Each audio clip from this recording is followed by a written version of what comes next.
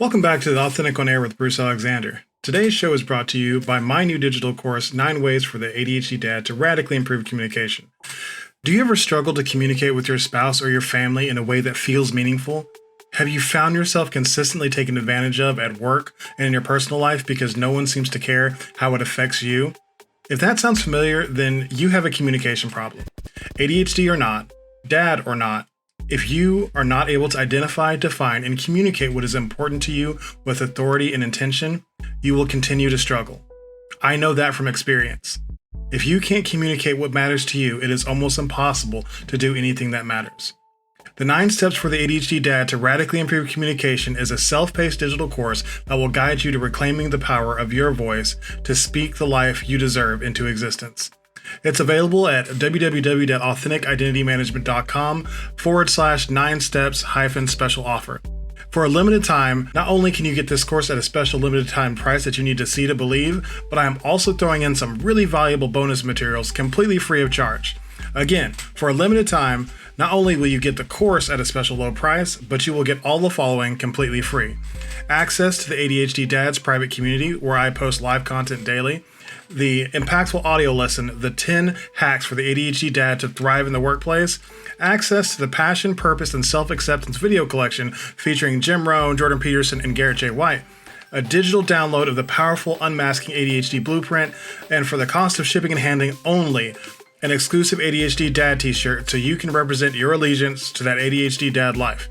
That is all available at www.authenticidentitymanagement.com/9steps-special offer. Again, that is www.authenticidentitymanagement.com/9steps-special offer.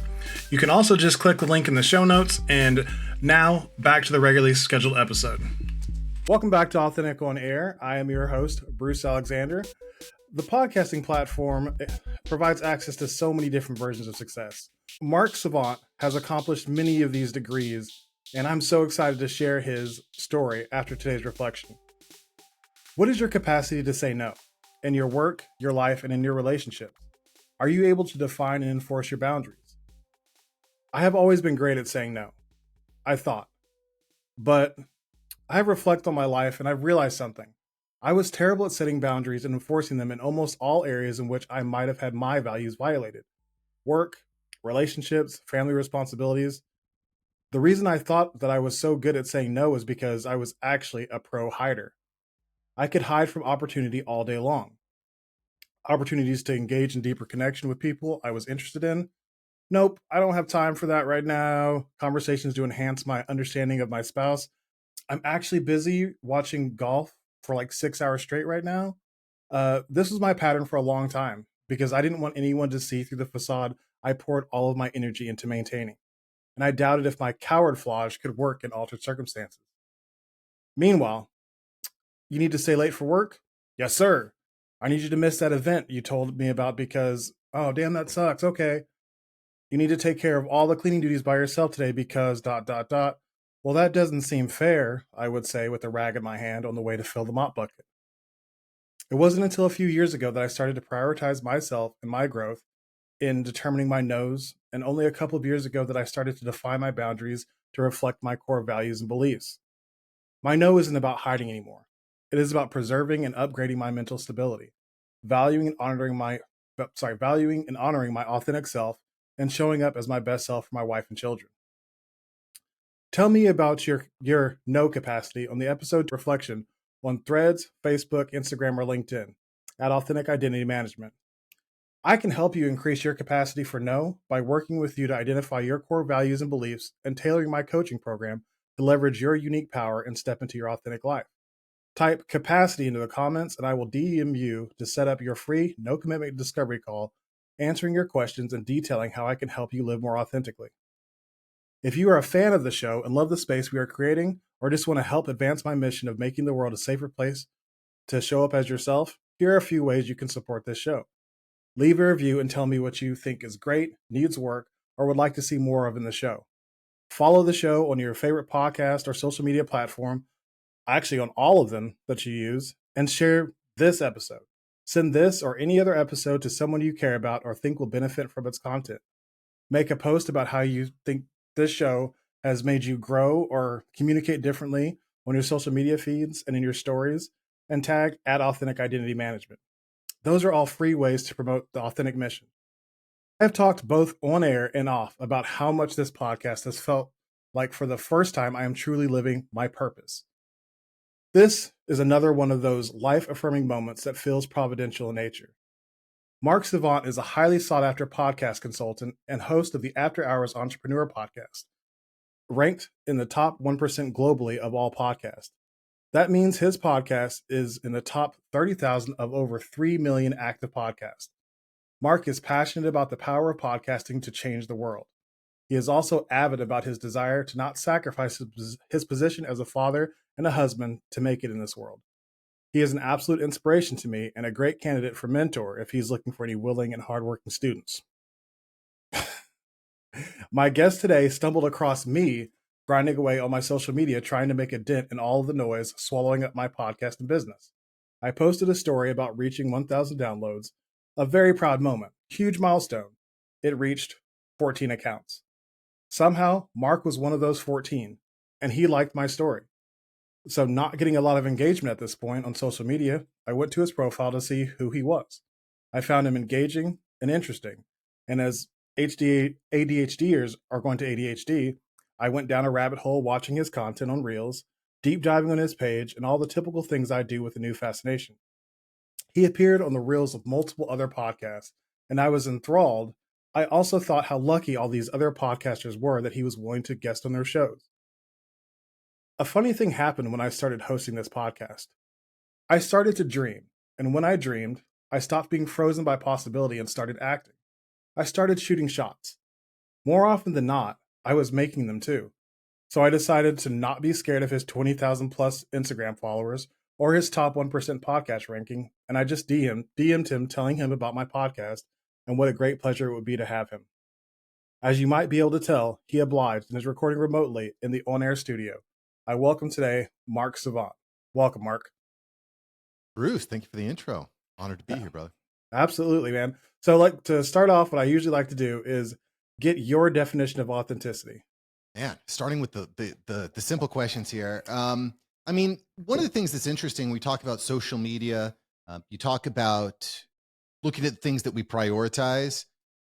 Man, I think being authentic means I think being authentic means being clear on where you want to go, and then being as transparent as possible on the road to get there. In a world where everyone's taking fake pictures in front of Lambos and on yachts and then running on to jet runways to take pictures, like, don't be that guy or that girl, you know? Absolutely.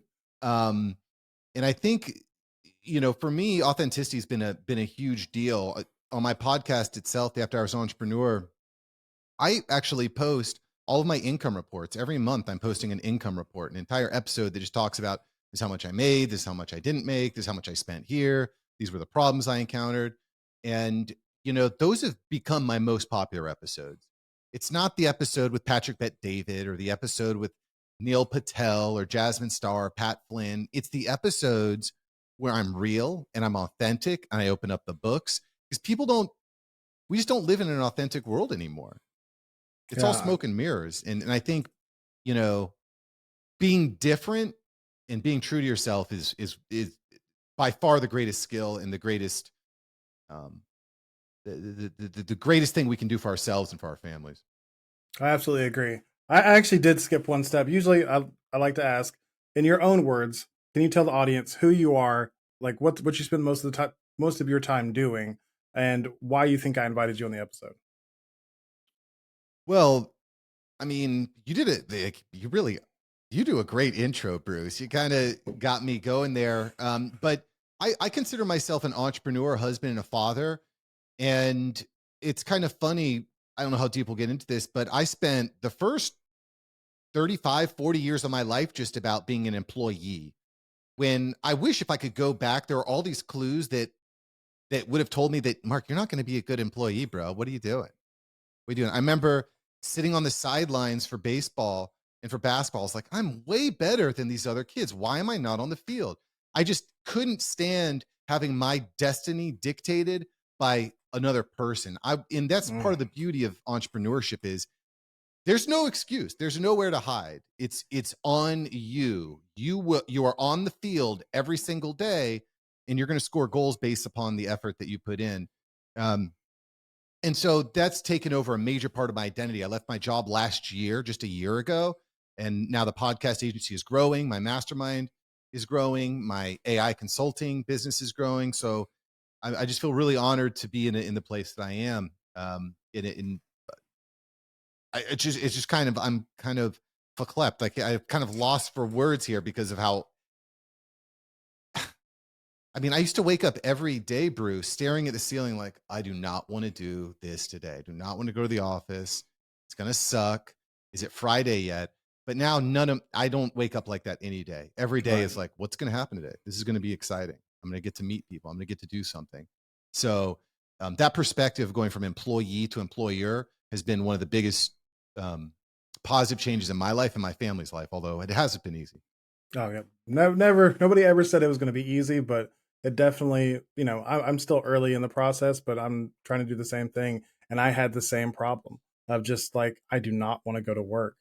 I hate working for these people. I hate being told that the way that I'm being successful, which I was, is the wrong way to be successful. Like that's the wildest thing to me is like that's not how we do it here. Well, maybe you should change. Yeah. Or, and if you're in a situation, like you said, Bruce, where they're not going to change, you have to change. Mm-hmm. We need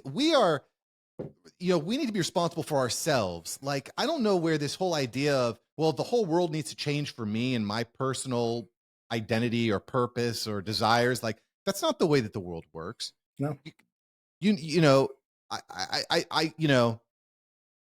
We should never sacrifice who we are as people, but we have there's a really unique time in human history happening right now where opportunity abounds. It abounds. And it's, look, it took me 5 years to actually leave my job. I mean, all these people who say it's easy to make enough money and to have all this stability, and it is not easy. Mm-mm. It is not easy. It takes the hard work. So that's why I think being authentic and being transparent about my journey, and the months where I make 15 grand in profit are awesome, and the months where I make 1,000 are not so hot. Where's the difference? Why did that happen? And I think people really respond to that on the After Hours Entrepreneurship podcast. Yeah, I listened to probably 10 episodes after we talked, and I really enjoyed the content. I think it's really great, and I like that it's it as niche as it is. It also hits a variety of topics that interest me, and so like I appreciate what you're doing as well. And I love that about podcasting is that just because I'm a podcaster doesn't mean I can't love your podcast as well and love this podcast as well and want all these people to succeed, because like the whole scarcity mindset doesn't fit here. Like there's just, there's a literally 3 million different podcasts. And if you put out good content, people are going to find you, and you're not going to take somebody else's audience. It's just not how it works. No, not in podcasting. There's strength in numbers. There's strength in supporting. And I think also I'm reading Think and Grow Rich by Napoleon Hill right now. And I think that having a mindset of, well, I hope that person doesn't do well, I hope that person fails, I don't think that that's a healthy type of mindset to have. It's physiologically going to impact you in negative ways. If you're walking through life saying, how can I help this person be amazing?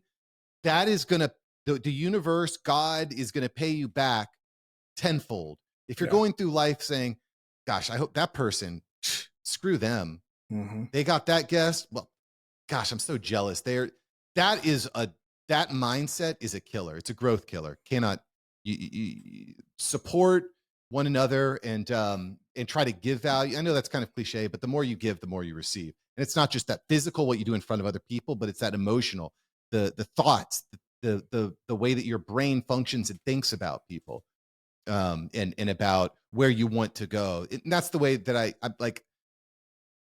I try not to be jealous of anyone for that reason. Yeah. And obviously there's stuff I see, I'm like, holy cow, I wish I was doing that. I wish I did that. Like, I'm not perfect. But the more I'm focused on someone else, the less I'm focused on my own personal gain. Yeah, I totally agree. And I think that, there's a difference between like that comparative behavior of saying like, they have that, I want that, so they need to not have it so I can want it.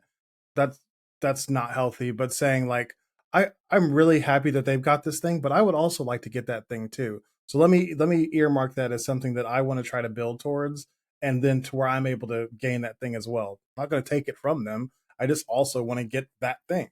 And Even if it's it's a never podcast enough. guest. Yeah, exactly. It's never enough. You're always going to be looking to take something from someone else. Like you're never good. Like, why do you even want to do that? If the goal is to have self-fulfillment and happiness, that is not never, it's never going to get you there. You need to find what motivates me, what gives me purpose, how can I help others? And that is a recipe, not just for future success, but for current success. Absolutely. So I read on your website that this quote, during the coming months and years, customers are going to crave authenticity from brands. What makes you say that? Well, a lot of reasons, but when, like you said, we need to be different. We need to stand out. The last thing I want to do is walk into a room and just be a number. I want people to look at me and say, "There's something different about that dude." I want people to talk to me and be like, there's something in the air here. There's something different, you know? I almost do that purposefully. If I'm in a room and, I will find ways to disagree with the room, right? If 99% of the people in the room are saying one thing, I want to be the 1% that's saying something different, right? Mm, And it's not necessarily to argue just for the case of arguing, but you just don't want to be like everybody else, right? So that's a because and I think that when it's done properly leads to the authenticity that makes people remember you, that yeah. refer business to you, that come back to you a year after being a guest on your podcast or a year after meeting you and say, "Hey Mark, now I'm ready, take my money so we can get this thing done," you Mm, know? Because the person that doesn't that just agrees with everyone all the time, you end up being forgettable, right? So yeah. I think finding places to disagree and give personal experiences has been a big part, and I think that goes a long way towards authenticity, right? So that's kind of half of it. The other half is that we're moving into a world in that I'm a big part of, which is driven by AI and automation and content at scale, blogs at scale, creative work at scale. And so we need to find a way to get our voice out there and rise above the noise, to find a way to leverage these tools, not to drown out our individual voice, but to magnify our individual voice. And so things like chatbots and um, AI AI automations are a really powerful way of getting there. It's unbelievable what's happening. Yeah. It's just shocking. I know that I'm definitely, like, having listened to your content, I know I'm not relying on it enough. I do, like, I use Chat GPT occasionally for like just idea generation, and um like I have a virtual assistant for show notes and stuff like that. It happens to be my wife also, but it is a pretty lucky thing to have in the house. But like I was listening to one of your clips talking about Zapier to Chat GPT, and I was like, I don't know how to do that. And it's not that I couldn't learn. Like, I know I can learn anything if I just take the time. I'm almost afraid to take the time to learn how to integrate all these things, because I'm so focused on trying to keep building things. And it's funny as I say that, it's like, well, that would be building something too. So maybe I'm being a little stuck in my ways. Yeah, I'll give you a perfect example because that's what I love about tech and AI. It's like you build it once and then you can continue to build your stack on top of it. But I'll give you a perfect example of how an integration like Zapier and ChatGPT are so powerful. I was working with a client of mine who's like, "Mark, I'm overwhelmed. I can't keep up with all these guests. There's too much work." I said, "Let's look at your workflows." And I had recognized based on our discussion that he was spending a ton of time filling out forms and getting just prepared for episodes. He's like, "It takes me at least an hour and I got to do this, I got to do that." And I said, "Listen, let's reframe the whole thing." So what we did is we created a calendar booking system for him. So when a guest wants to be on his show, they fill out a form and they answer multiple questions. They'll do things like upload a headshot, what's your bio, what are 3 things you'd like to talk about, what are all the links, and it kind of breaks all that down. Then we use Zapier to send all that data over to ChatGPT, and ChatGPT will not only format it all in a nice way, but it'll give 10 example questions to ask that guest. And it also writes out a thank you email so that you can simply send an email. You've got a custom email that was written by ChatGPT that looks great, and now you can send it out there. It also puts that person's name into a spreadsheet automatically and creates a Google Drive folder for that person. I mean, and so you could start to see, once you start implementing Zapier, all this is completed just because someone filled out your calendar form. Wow. And there's, I mean, over the coming weeks, months, and years, we'll be just blowing that up from maybe 4 or 5 integrations to 10 to 20 integrations. It's obscenely powerful once you start to connect the dots.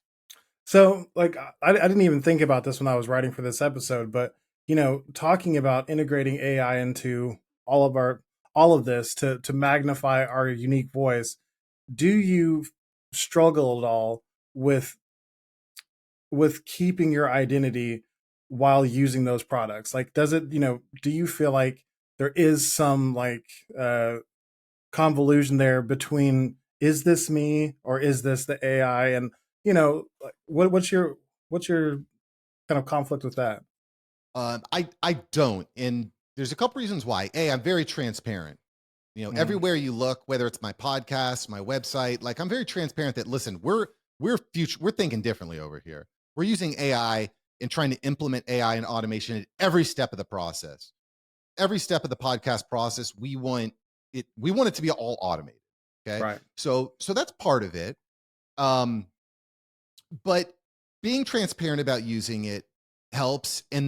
But what it also does, Bruce, is it frees up my time to do more have more conversations like this. Yeah. You know what I mean? It helps me to meet more people, to shake more hands, right? So I think in some ways it actually helps to scale that. And the other piece is that I understand, and I'm transparent, that some of this stuff isn't going to work.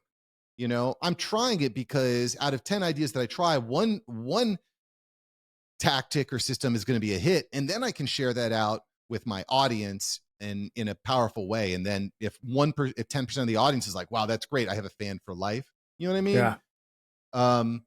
I am starting to think about the authenticity piece when it comes to AI a little bit more. As I don't know if you saw this, OpenAI just had their developers day, and they're basically making it much easier for us to create quote unquote GPTs, which are AI chatbots. Mm-hmm. This is going to change everything, because you can make AI chatbots now, but it's a little clunky. It's a little bit complicated. With OpenAI, you're just going to be able to upload a bunch of PDFs, a bunch of workflows, systems. Maybe it's a book you've written. Maybe it's podcast monologues that you've read.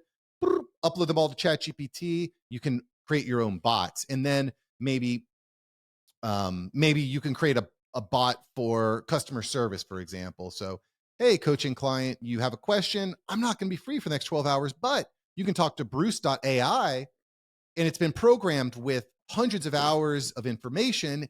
It can help get you to the next level. So that's something I think about losing authenticity when we start using AI chatbots as stand-ins for us. But I think that there's a lot of power there when it comes to engagement and sales and additional support for services and so on and so forth. So I saw an ad for Air AI. Is that an example of kind of what you're talking about? I'm not familiar with that. Again, this is what I'm specifically talking about is OpenAI, which is ChatGPT. Yeah. The OpenAI is the creator of ChatGPT, and so they're going to allow you to program your own chatbots to solve specific problems. Like, so for example, it could be launching a podcast, doing the laundry, vacationing in Italy. It could be any specific topic that you want to devise a chatbot on. So yeah, I saw this, I think yesterday or the day before, and it was a chat bot that had an actual voice, sounded extraordinarily human, and they put an actual call that was with a client who was they'd put the Apple Vision Pro in in their cart, and then had left, and so they called this AI bot and talked to the guy, and the AI bot made the sale. Like, Isn't that amazing? It was insane. I could not wrap my mind around the fact that it has gotten this advanced this fast, to where now it was, I mean, there was a little bit of a pause, but as it was calculating the next statement, but it actually works in a sales technique. Silence is actually a powerful thing. So yeah, I was That really is taken aback. amazing. That is amazing. And you know what's great about that example, Bruce, is that is infinitely scalable. You Yeah. program the AI, and then anybody that puts something in their cart and then leaves, well, guess what? They're getting a call, they're getting a text from your AI bot. Do you know how like that and that, guess what? That bot never sleeps. It's open all the time. It doesn't get sick. It never takes vacations. It's there Ugh. all the it doesn't require healthcare. It doesn't need a 401k. It's just there working all the time. I guess my biggest fear is that I'm not going to be able to adapt fast enough. Like, I'm sitting here trying to build my business out one person, and I don't have like, a lot of money to put towards it. So anything that I'm going to be able to get is going to be pretty do it yourself. And as I've previously stated, I'm ADHD, and some of these processes, if they don't catch me pretty quickly, they become hard to follow through with. There's a lot of steps to the first setup. And that doesn't say anything bad about AI. It's just, it's a little scary because it's developing so quickly that the industry is going to, leave me behind if I'm not able to catch up. Well, frankly, the fact that you are even aware of that AI sales bot tells me that you're ahead of the curve, quite frankly. Because most people have no idea that that kind of thing is happening, Yeah. And as a Christian, I don't, Jesus tells us, don't worry about tomorrow, you know, Right. but start planning, start preparing. We gotta, you want to have food in your stores. You want to be ready for what happens, because I don't want to worry, because I just said don't worry, but I am concerned.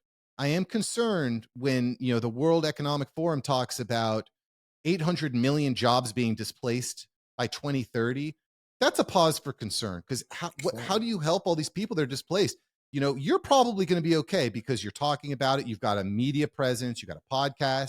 You're probably, if you haven't already, you're going to start experimenting more with ChatGPT. You're going to start experimenting more with AI text, and you're probably using AI tools to edit videos and stuff. So, you're probably ahead of the curve in that regard. But there's a lot of people that aren't. There's a lot Yeah. of people that want to work 9 to 5, Monday through Friday. And then on the weekends, they're going to drink beer and they're going to watch football. And then one day, their boss is going to say, hey, everyone, we're going to be implementing this new AI bot, and we're letting go of 60% of the sales staff. And then what is that person going to do? Yeah. If they haven't been sharpening those skills, or at least developing them to some degree, then it's going to be pretty hard to catch up. And And that what's that's scary is it's not just the sales staff, it's the customer service staff, it's HR, it's the McDonald's down the road. It's in it's all of us. logistics, it's shipping, it's all of that stuff is they're figuring out how to apply AI to it. And it is a little scary, but there's also so much of it is it's the little minutia that nobody actually really wants to do. Like nobody really enjoys doing those things. They're just doing them. So like I definitely encourage people to kind of find the thing that they actually want to do, that they're passionate about, because I don't think AI can take over passion. Like it can't provide that for people. So your unique voice is going to matter if you find that thing that you're passionate about and you're trying to share that with the world, because AI is not going to be able to do that. Yeah, I don't disagree with that. I mean, AI is not emotional, right? Which Yeah. is one of our greatest strengths and weaknesses. Um, but I mean, we do all kinds of things that we don't want to do. That's Right. important. That's important. If we didn't do things we didn't want to do, we wouldn't do anything. We'd just sit around That's watching true. Netflix, That's you true. know? So, like, I don't have an exact number, but I think the vast majority of people don't like their jobs. They probably, in a lot of cases, hate their jobs. They don't like their boss. They don't like waking up early, but they do it because they know they need to put food on the table. Yeah. I mean, the overriding thing is like you like putting food on the table. That's why you keep going to the job. Is even though you hate the job, you like providing for your family more. So it's a constant give and take of balancing all those things out. And we could talk about AI alone all day, but I want to move on to a different topic, because this is a question that I think I can only ask you. So I try to pitch my show on the back end to guests to get them to publicize their episodes because, like, obviously, I want the show's reach to grow. When I do try to, like, I try to make it clear to people that people are interested in people and stories, and them sharing their authentic stories is going to help drive interest in their associated business or cause or whatever. But only a few guests have really shown a real urgency and willingness to use my platform for the effective tool I think it is. What would you guess I'm doing wrong? Well, one of the biggest challenges we have at getting guests, customers, clients, friends, family to do something is we make it too complicated. There's too many steps. Mm-hmm. So I think one of the biggest challenges of getting guests to share is you're giving them too much to do. Mm-hmm. Okay. I'm busy. I've already got, I wake up in the morning. I've got an inbox of 50 emails I got to respond to. There's a problem with Bob's podcast. One of my team members is on vacation. I got to record a YouTube video for the day. Plus I need to make sales calls. So I'm already really busy, So when I get that email from Bruce, and I'm just speculating here because I haven't even seen what the follow-up looks like, but I get an email from Bruce and Bruce is like, "Hey, Mark, your podcast is live. Here's a link to it. Make sure that you share it on your email and on Facebook and on LinkedIn and on Instagram. Plus I've got a bunch of clips here. Go through those and check." It's like all of a sudden you've just given me another job. Right. I've just, in addition to all these other tasks I have, now I have the task of promoting your show. I do like the way that you kind of stated that, like, this is actually going to help you. Mm-hmm. So that's a better way of pitching it, because honestly, humans are selfish. We do things that are best for us. Yeah. Generally speaking, we don't do things because it's good for someone else. We do things because it's good for us.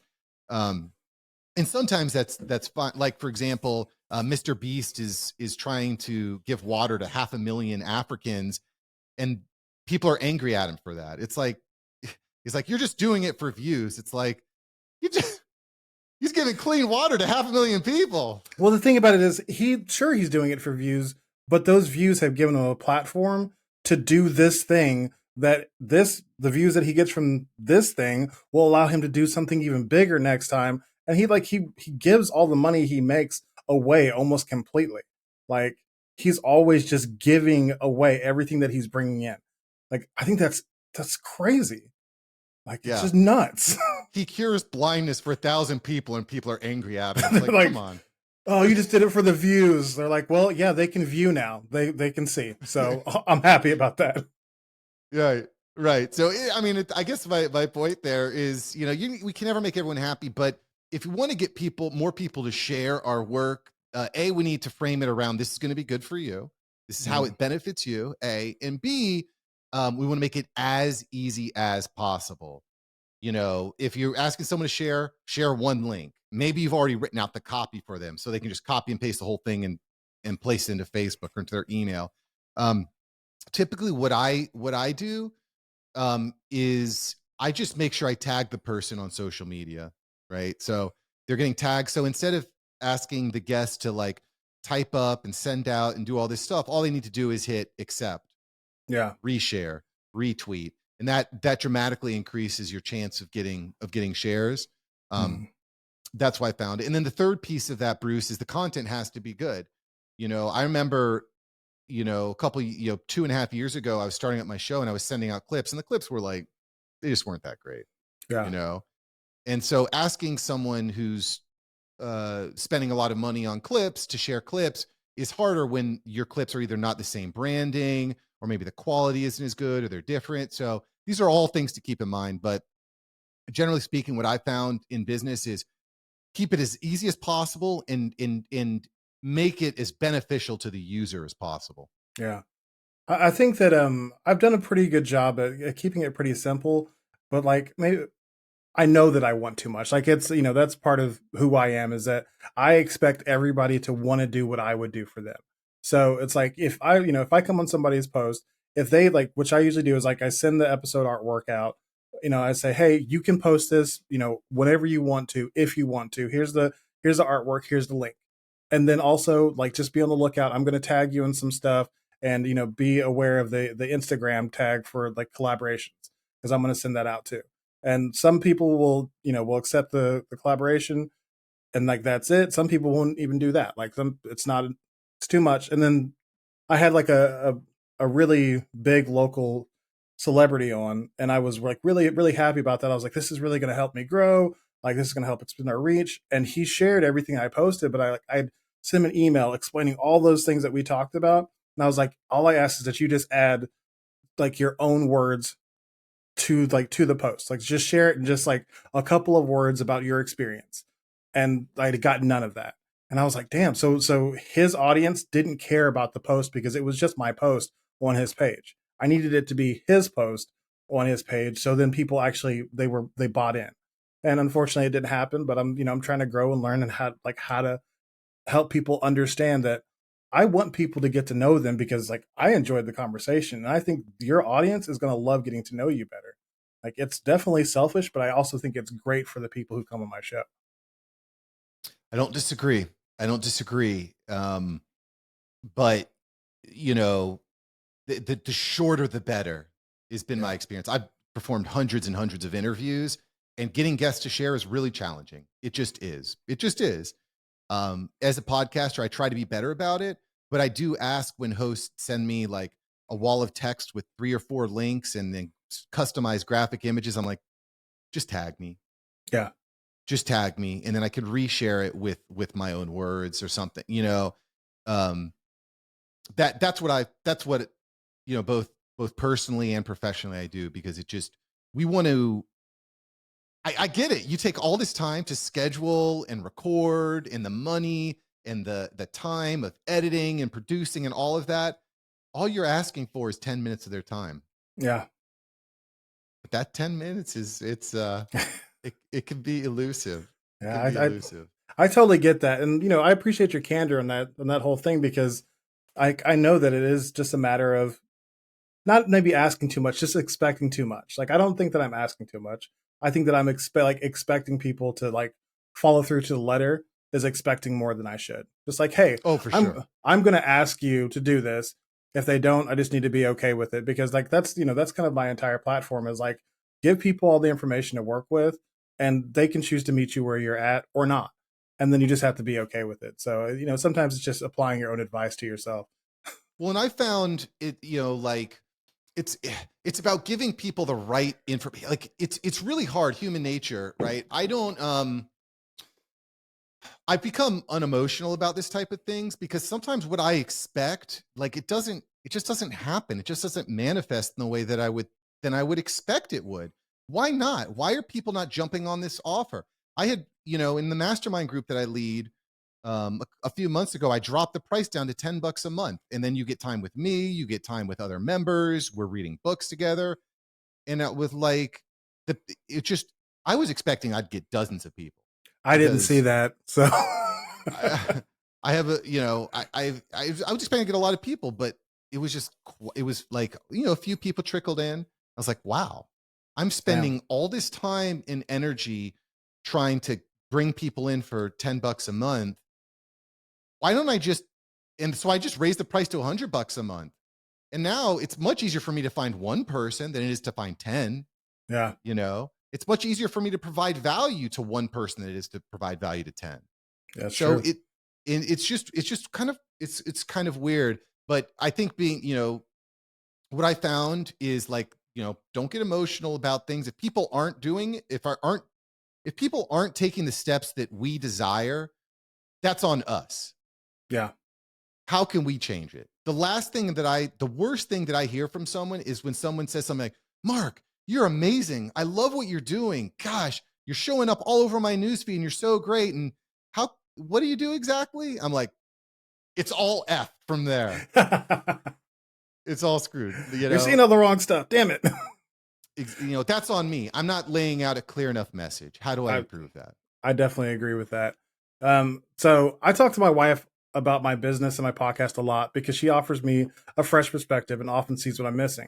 I told her that you were coming on and that I was afraid I was going to lose sight of generating content about authenticity, and I was going to turn it into a coaching session.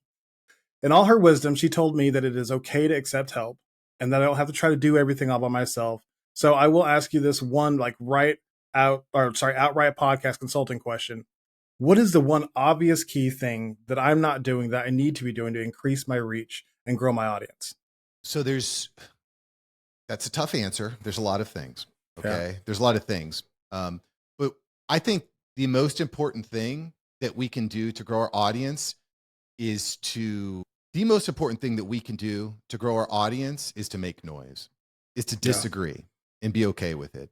The vast majority of people are going around just agreeing with everyone. The vast majority of podcasters are just sitting there nodding their heads saying, I agree, I agree, I agree. I want to disagree. I want to find things that you've said that I don't agree with. And it doesn't mean I don't like you. It doesn't mean I don't respect you. It just means I disagree on this particular topic, and here's why. So that is, I think, a really important skill to master, because we want to be respectful of our guests. But at the end of the day, people really like conflict. Yeah. UFC is pretty popular. Yeah, I love UFC. Well, some of the, I don't get a whole lot of feedback on my show, but like some of my friends that listen, one of the comments I got was like, man, you had, it was like Derek Sire, we had a little bit of a disagreement on episode 4. And he's like, I love the way that you navigated that. Like you didn't like sacrifice your position, but you were so respectful. And this is a person that I know hates conflict. Like he hates it. It's like he tries to avoid it at all costs. And so he was like, I was afraid I was going to have to turn it off. But the way that you navigated it was so great. And so like for him to have spoke up and commented about that, it kind of goes to your point and says like, yeah, that's a pretty big thing that people do want to hear. Is I don't think they want to hear us, on a crossfire session, like just everybody going at each other the entire time. But I think having some healthy disagreement is great. It's really important. And then finding, those particular points that you're unwavering on, because I mean, listen, if we stand for nothing, we fall for everything. So again, it doesn't mean that I'm running around like a jerk with people, but if someone says something, I'm going to challenge them. I talk to a lot of app developers, a lot of business owners, entrepreneurs, and there's some times where they'll tell me something that's like super generic, or it's like, yeah, that worked 5 years ago. Or I'm like, bro, stop playing. Give me something that actually means something. Don't just tell me, like people, like I'll ask, like, how can I grow my podcast, for example? And people be like, well, you want to share your clips on social media. I'm like, shut the hell up, man. Don't give me that share clip stuff. Give me something different. You know what I'm saying? If I wanted a Chat GPT answer, I would go to Chat GPT. I want you as the expert to give me something that's hot. Yeah. So I think being able to do that is good. I'll give you another tip too on how to grow a show that I think is important. And that's understanding, getting an understanding of like what the market wants. Okay. Mm-hmm. Like Mike Tyson said, everyone has a plan till they get punched in the face. Right. And, right.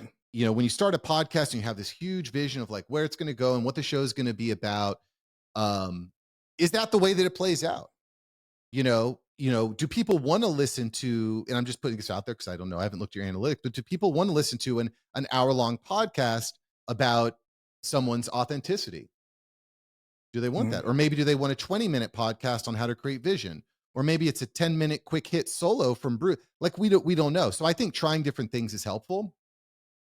And then another thing I recommend leveraging is YouTube. I'm using it, but man, I'm not using it well. I'm trying. YouTube does not like me so far. I'm going to give you a strategy for YouTube. I call it the 10 by 10 strategy. Easy to execute and insanely powerful at getting insights in your audience, because that's one thing that YouTube does well. It's give you analytics and data. So basically you look at, hey, what are topics that I feel very strongly about? It could be authenticity. It could be entrepreneurship, family. Try to find those overlaps in your show, because your show is not just going to be about one thing. It's going to be about Bruce. It's going to be about 10 different things, right? Yeah. Would you say? And then what you want to do is after you've taken those 10 subtopics of your primary topic, break those down into 10 more subtopics, right? So if it's authenticity, it could be like, or let's take entrepreneurship. That's a little bit easier. So if you take entrepreneurship, that could be coaching, e-commerce. We keep breaking it down, and then you start to generate lists like 10 reasons you should quit your job, or 10 reasons why you should tell your wife you love her more, or men versus women, who is more self-conscious, or whatever it is, right? All these different topics. And then you start plugging, then you want to keep them as short as possible. Okay. As close to 10 seconds as possible. You record all these short videos. They're designed specifically as YouTube shorts. We post them to YouTube as shorts, and you see, and then we watch what happens. Right. Because there's going to be certain shorts that a lot of the shorts probably won't do great. They'll reach 100 people or something, but some of those shorts are going to hit. You're going to reach 2,000, 5,000, 10,000 people. Mm-hmm. Now you have some real clues as to what the market wants and places where you might slide into that slot. It's going to give you insights into what type of copy is moving people to action. You know what I'm saying? Yeah. That's a great piece of advice. I've got another question I want to ask you. I know that we're kind of running close to your next meeting. So you had the opportunity to interview Chris Do last year. He is literally the number one reason why I'm sitting in this chair. First, thank you for being on my show, because there's now 1 degree of podcast separation from me and my literal podcast royalty. Second, what was it like for you to interview a figure who was and is a genuine graphic design trendsetter, industry disruptor, and an extremely established podcast host at a time when you didn't quite have the clout that you have now? Man, some of the interviews that I've had, I've done a lot of interviews, hundreds and hundreds of interviews, but some are special. And Chris Do is special. Pat Flynn was special. Sean Cannell was really a special moment. Neil Patel. But Chris Do is very special because he's awesome. The future is awesome. I've bought courses of his. And that's one of the benefits I think that we have with podcasting is just like we've been talking here, the podcast, you can use it as almost like a personal consultation in ways. So I was able to ask Chris, some of the questions I asked were specifically with the goal of how can I clip this up for some interesting clips, which I think is important. But other parts, were just like legitimately asking for advice and, hey, I'm having a hard time closing my sales. What do you think about this? What do you think about that? Normally he's going to charge thousands of dollars for that sort of a session. Yeah.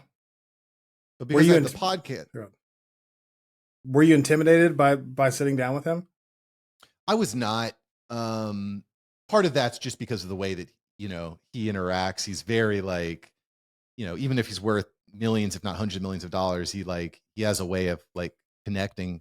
So I wasn't, but also I think, after you've done hundreds of interviews, I don't know, for me, Bruce, I, and this might be a personal thing, I don't really get starstruck. We're all just humans at the end of the day. We all have our own bull crap, and, the problem with humans is we will let you down 100% of the time. We're not going to be perfect. We're not going to let you down. We all have our own issues. So I have a tendency not to get too starstruck. Of course, sometimes I do to an extent. But I wasn't that intimidated for Chris.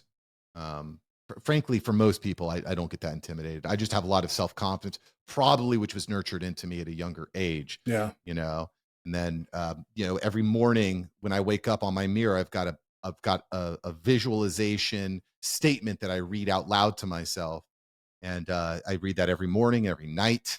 I visualize myself being successful. I visualize myself in the right rooms. I visualize myself in my optimal studio, my optimal state.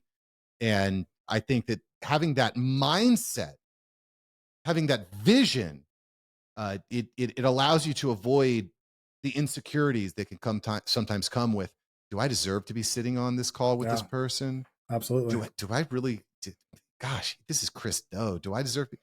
No, I do deserve to be here because this is what the hell I'm doing. You know what I'm saying? It's that kind of that shift in perspective that comes from nurturing the brain day after day. Man, I would love to have him on my show. That's, when you get into podcasting, you kind of just start to dream about kind of your bucket list of things that you'd like to do on your show. And my show being the way that it is and kind of being about people, having the person who kind of inspired this journey for me on the show is definitely at the top of my bucket list, man. I would love to make that happen. I'll give you another quick tip here. One of the ways that I've been able to get on people's radar, get people into my show, into my ecosystem I wouldn't normally have access to, is I invest in them. And one of the best ways to do that is to join their mastermind group, their pro group. Chris has a great group. Pat Flynn has a great group. Evan Carmichael. So if there's people that you're really, Patrick Bet David, if there's people that you really want to get on your show, one of the best ways to do that is to invest in them, to join their programs. The other benefit of being in their program, in addition to getting them on as a guest, which it's obviously not guaranteed, but it increases your chances tremendously. Yeah, that's for sure. You're meeting a bunch of people that are like-minded like you. Yeah. So you're growing your network, you're building new opportunities, and you're putting yourself in a position to work with someone that you'd love to work with. That's great advice. That's 1000% something I'd considered the Future Pro group, but I think I did like an assessment and it kind of said that what I'm doing right now doesn't really fit what the pro group is for, because like I'm not selling an actual product. Like, I sell a coaching package. Like there's no actual graphic design that goes along with it. There's no end product except for the coaching service. And I think because of that, I wasn't really a fit for what they're doing right now. But I would still think about it. Once I get a little bit of extra income, I would love to get closer to that whole. His mindset is really is kind of what helped me establish my baseline for what it's like to just show up as yourself. He's the same dude on every episode. Like nothing, like he doesn't change for anybody, and I just absolutely love that. We got enough time for like another 2 questions or so. Yeah, I've got 5 minutes, and I got to get prepped for this next call. Okay. So we talked about you leaving a pretty cushy insurance job. What convinced you to start honoring yourself and your core values? And was there a defining moment that led to that? There were a few moments, Bruce. There wasn't a specific moment, but I honestly, I think having kids really changed my perspective on things, because up till having kids, like I felt like I was able to kind of coast. Things were good. Things were cushy. But having kids made me want to have something more for my life. I wanted to create legacy. I was tired of waking up miserable on Mondays. That's the worst. I would not suggest that to anybody. If you're waking up miserable on Mondays, change something. You can do it. I also saw the writing on the wall. Being in the insurance industry, month after month, more and more sales, more and more customer service was being done by a 24-hour support center. More sales were being done online. And I said, well, where does this leave me? This is even before AI was as big as it is now. So I looked at future prospects. I looked at current happiness. And I made the call that I'm going to start trying different stuff. And Bruce, I tried a lot of different types of businesses, everything from mattress warehouses to vending machines to financial advisor. And I ended up starting a podcast because I enjoyed it. And now 5 years later, I own an agency and I host one of the top ranked global shows in the space. I lead a flourishing mastermind of 30 entrepreneurs. And I just feel very blessed that I could to be in the place. So when I was listening to the After Hours Entrepreneur, you talked about your commitment to authenticity in your relationship to the degree that you have actually brought in a third party to improve your communication. Is that something that you can tell us a little bit about? You're married. You'd mentioned I'm married. I've been with my wife for 17 years. We've been married for almost 10. Divorce rates are approaching, if not over 50% now in the United States. Depression is at an all-time high. Suicide rates, all-time high. Fatherless homes. One of the, even Barack Obama mentioned that if you're in a fatherless home, like the chances you're going to be successful are greatly diminished. Fatherless homes are one of the biggest, it is probably the most insidious, biggest problem that nobody talks about is fatherless homes and the lack of men to step up. Quite frankly, every single married couple, every single serious couple should have counseling. They should have an intermediary. Every single couple. That's early. Not once you've had a problem. It's before you've had a problem. I think, honestly, before you get your marriage license, it should be required that you have premarital counseling. I think that there should be a requirement that you do a checkup annually with your spouse with a neutral third party. It should be mandatory. It changes communication, because the reality is, Bruce, you need somebody to tell your wife when she's wrong. That's what you need. I do that all the time, though, because it doesn't hit the same when it comes from us. What I found is that it's not even that she's wrong or that I'm right. It's just that we don't speak the same language. We don't speak the same language. Right. And whenever you're trying to speak to each other in different languages, it's really helpful to have somebody who can translate. Like that's it, man. There are certain communication skills. Like when my wife and I were going through it, our relationship is way better than it was beforehand. When I went from employee to employer, when I made that shift, when I left my job, it caused some friction in our relationship. I won't go into all the details now due to time, but there were just certain problems that I hadn't accounted for. There were certain issues revolving around travel and finances and work hours. There were things that we hadn't sorted through. And so having a neutral third party to help us develop communication skills was incredibly important. And upon quote unquote completion of the program, our coach was like, okay, you've gone through it, you're done. And we're like, what?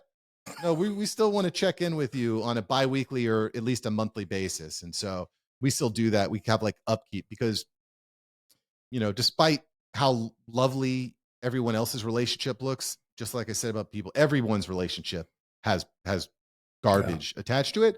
And you should not be allowed to get married and get all the tax benefits unless and start a family unless you're going through the process of coaching. Definitely putting in the work to try to make sure you're communicating on that level. So I know that you're on a tight schedule, but I want to make sure you have the opportunity to talk about what you're giving back to the world. So for the next few minutes, the mic is yours. You can plug your products, talk about your mission, your podcast, whatever.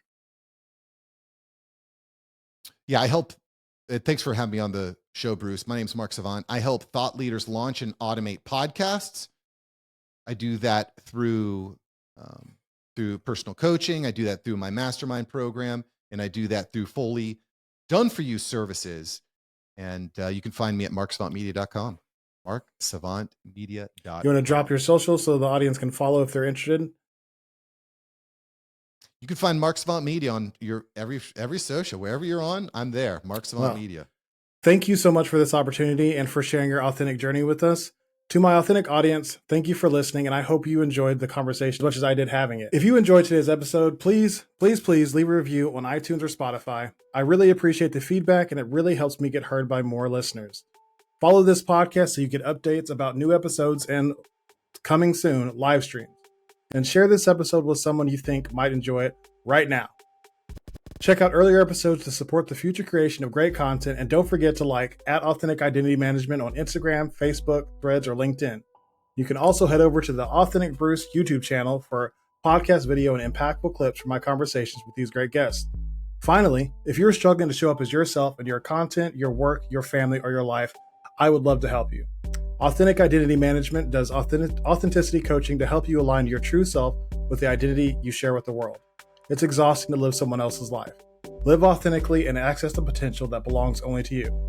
You can check out my website at AuthenticIdentityManagement.com, contact me on social, or email Bruce@AuthenticIdentityManagement.com to set up a free 30-minute discovery call to answer your questions and detail how I can help you step into your authentic life. That is it for today's episode. Thank you so much for listening. Until next time, be yourself and love yourself. Bye for now.